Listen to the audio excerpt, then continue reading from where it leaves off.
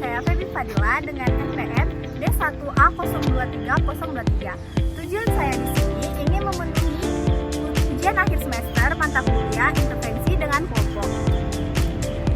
Langsung saja, pertanyaan nomor 1. Jelaskan kelompok formal dan kelompok informal serta mengapa dilakukan intervensi dengan kelompok. Kelompok formal adalah kelompok yang dibentuk secara resmi dengan struktur organisasi yang jelas, aturan, dan tujuan tertentu. Menurut Sukanto 2006, kelompok formal memiliki ciri seperti pembagian tugas yang terstruktur, pemimpinnya dituju secara resmi, dan adanya aturan tertulis.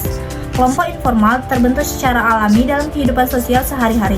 Sukanto menyatakan bahwa kelompok ini muncul karena adanya hubungan pertemanan, kesamaan minat, atau kedekatan emosional. Mengapa dilakukan intervensi dengan kelompok? Menurut Zastrow 2010, intervensi kelompok dalam pekerjaan sosial efektif karena 1. Memberikan dukungan sosial dari sesama anggota, 2. Meningkatkan rasa memiliki dan tanggung jawab, 3. Mendorong perubahan melalui interaksi sosial, 4. Efisiensi waktu dan sumber daya bagi pekerja sosial. Yang nomor 2, jelaskan bagaimana cara mengidentifikasi suatu masalah dalam kelompok. Menurut Corey 2014, masalah dalam kelompok dapat diidentifikasi melalui 1. Observasi proses kelompok, memperhatikan interaksi, konflik, atau hambatan komunikasi, 2. Wawancara dan diskusi kelompok, menggali pengalaman dan pandangan anggota terhadap dinamika kelompok, 3. Penilaian kebutuhan atau need assessment, mengumpulkan data tentang kebutuhan dan harapan anggota melalui kuesioner atau survei, 4. Refleksi kelompok, memberi ruang bagi anggota untuk menyampaikan kendala dan perasaan mereka secara terbuka. Zastrow 2010 menambahkan pentingnya sensitivitas pekerja sosial dalam menangkap sinyal nonverbal dan dinamika tersembunyi dalam kelompok. Soal yang ketiga, jelaskan bagaimana cara memotivasi suatu kelompok dan apa peran pekerja sosial dalam kelompok.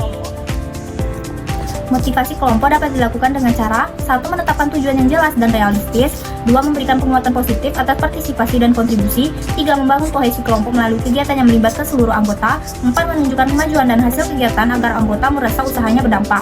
Peran pekerja sosial menurut Zastrow 2010, 1. Fasilitator, mengarahkan proses kelompok tanpa mendominasi, 2. Mediator, menengahi konflik dan menjaga iklim kerja yang positif, 3. Motivator, membangkitkan semangat dan keterlibatan anggota, 4. Pendidik, memberi informasi keterampilan atau perspektif baru, 5. Advokat, memperjuangkan kebutuhan kelompok ke pihak luar bila perlu. Selanjutnya, soal yang keempat, jelaskan bagaimana membuat kelompok, identifikasi jenis kelompok, dan kapan anggota kelompok bertemu. Membuat kelompok menurut Toslan dan Rivas 2012, 1. Tentukan tujuan intervensi, 2. Rekrut anggota dengan kebutuhan yang serupa, 3. Tetapkan struktur norma dan peran dalam kelompok, 4. Buat kontrak kerja kelompok. Jenis kelompok menurut Toslan dan Rivas 2012, pertama, kelompok tugas, fokus pada penyelesaian tugas seperti tim kerja, kedua, kelompok terapi, membantu perubahan psikologis individu, 3. Kelompok pendidikan, menyampaikan informasi atau keterampilan, 4. Kelompok dukungan, memberi ruang berbagi dan empati. Waktu pertemuan ditentukan berdasarkan 1. Kebutuhan kelompok, 2. Jadwal anggota, 3. Tahap intervensi. Biasanya dilakukan mingguan atau 2 mingguan dengan durasi 1-2 jam per sesi.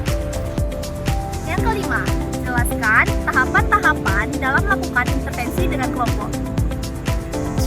Menurut model Tuchman 1965 dan dikembangkan oleh Corey 2014, tahapan intervensi kelompok meliputi 1. Forming atau pembentukan, anggota mengenal satu sama lain, pekerja sosial menjelaskan tujuan dan aturan, 2. Storming, konflik atau penyesuaian, muncul ketegangan, perbedaan pandangan, penting peran pekerja sosial sebagai mediator, 3. Norming, pembentukan norma, kelompok mulai menyepakati aturan dan cara kerja bersama, 4. Performing atau pelaksanaan, kelompok bekerja secara efektif dan produktif, 5. Adjourning atau pengakhiran, refleksi hasil, evaluasi proses, dan persiapan pemutusan kelompok. Toslan dan Rivas juga menambahkan bahwa evaluasi berkala dan tindak lanjut penting dilakukan agar hasil intervensi berkelanjutan.